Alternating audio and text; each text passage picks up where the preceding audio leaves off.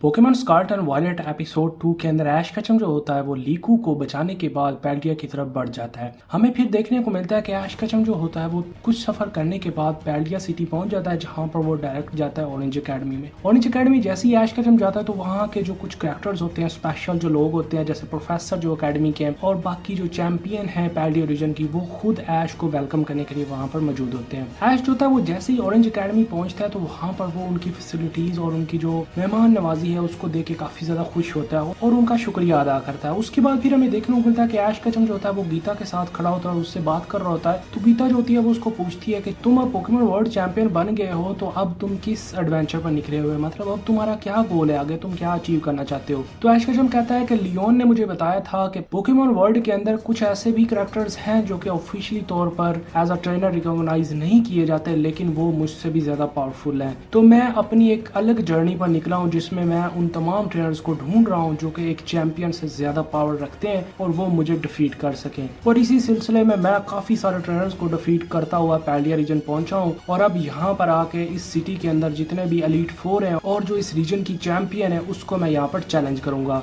और यहाँ पर मैं करूंगा फिर उनके साथ बैटल और मैं अपनी पावर को टेस्ट करूंगा कि मैं कितना ज्यादा पावरफुल हूँ और क्या कोई इस रीजन के अंदर बंदा ऐसा है जो मुझे डिफीट कर सकता है। तो गीता जो होती है ये जैसे ही सुनती है तो वो हंसने लग जाती है और कहती है कि तुम काफी फनी हो। उसके बाद हमें देखने को मिलता है कि ऐश केचम जो होता है वो वहाँ पर एक नाइट स्पेंड करता है क्योंकि वो काफी लंबा सफर करके पैल्डिया रीजन पहुंचा होता है। उसके बाद फिर हमें देखने को मिलता है कि सुबह जैसे ही होती है तो ऐश केचम जो होता है वो बाहर आता है और बाहर आके वो पहले तो एलीट 4 से मिलता है, उसके बाद वो फिर गीता के पास अगेन जाता है उसको चैलेंज करने के लिए। यहाँ पर फिर ऐश केचम जो होता है वो गीता को चैलेंज करने से पहले एलीट 4 को 1 बाय 1 चैलेंज करता है और उनको डिफीट कर देता है। उसके बाद हमें देखने को मिलता है कि पूरा पैल्डिया जो होता है वो ऐश केचम को देखने के लिए आता है क्योंकि ऐश केचम जो होता है वो पोकेमॉन वर्ल्ड चैंपियन होता है। यहाँ पर बैटल हो रही होती है पैल्डिया की चैंपियन की और जो पोकेमॉन वर्ल्ड का चैंपियन है उसकी, जिसको देखने के लिए दूर दूर से लोग आए होते हैं और पूरा पैल्डिया रीजन जो होता है वो एक्साइटेड होता है इस बैटल को लेकर क्योंकि ये बैटल जो होती है काफी कमाल की होती है जिसमें चैंपियन गीता जो होती है वो बैटल करने वाली होती है ऐश केचम से। यहाँ पर फिर हमें देखने को मिलता है कि ऐश और गीता के बीच एक एक पोकेमॉन की बैटल होती है जिसमें ऐश केचम जो होता है वो अपने ग्रीन निंजा को यूज करता है जो कि पोकेमॉन मास्टर बनने के बाद वापस आ गया था। उसके बाद फिर जो गीता होती है वो यहाँ पर अपना एक पार्टनर पोकेमॉन यूज करती है जो कि हमारे लिए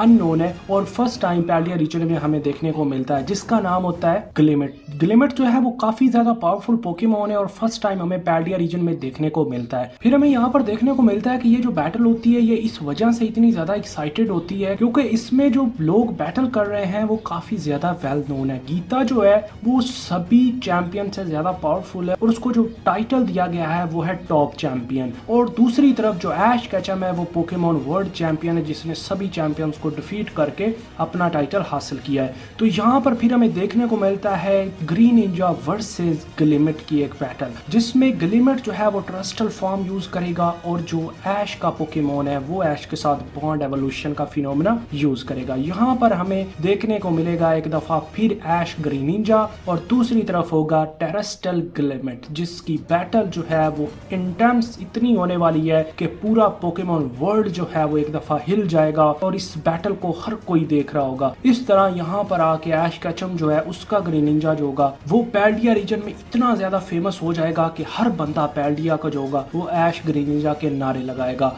और इस तरह गाइस पोकेमॉन होराइजन के अंदर भी हमें देखने को मिला है कि ऐश ग्रीन निंजा जो है वो बहुत ही ज्यादा फेमस है पैल्डिया रीजन के अंदर। उसकी बस एक ही वजह है, वो यही है कि उसने गीता को बड़ी बुरी तरह डिफीट किया था, उसके ग्लिमेट को बड़ी बुरी तरह डिफीट किया था और उसका रीजन बस यही था कि गीता ने ऐश केचम को अंडर एस्टिमेट किया था। इस वजह से ऐश केचम के ग्रीन निंजा ने उसको बड़ी बुरी तरह डिफीट कर दिया और इस तरह डिफीट किया कि पैल्डिया रीजन के अंदर ये एक हिस्ट्री बन गई है और इसी वजह से लोग जो पैल्डिया के हैं वो ग्रीन निंजा को काफी मानते हैं और उसकी जो पेंटिंग्स हैं वो अपने घर में लगाते हैं, जैसे कि Pokemon Scarlet and Violet games जो है उनके अंदर भी देखने को मिली होंगी आपको। तो इस तरह फिर ऐश केचम जो होता है वो अपने ग्रीन निंजा की मदद से पैल्डिया का हीरो बन जाता है और वहां से फिर अपनी जर्नी जो होती है वो स्टार्ट कर देता है आगे न्यू ट्रेनर्स की तलाश में जो कि गीता से भी ज्यादा पावरफुल हो। तो फ्रेंड्स ये था Pokemon Scarlet and Violet episode 2। तो नेक्स्ट एपिसोड के लिए मेरे चैनल को सब्सक्राइब कर दें और वीडियो को लाइक कर दें ताकि मैं नेक्स्ट एपिसोड जो है वो बहुत जल्द आप तक ला सकूं। तो फ्रेंड्स अपना ख्याल रखिएगा। अल्लाह हाफिज।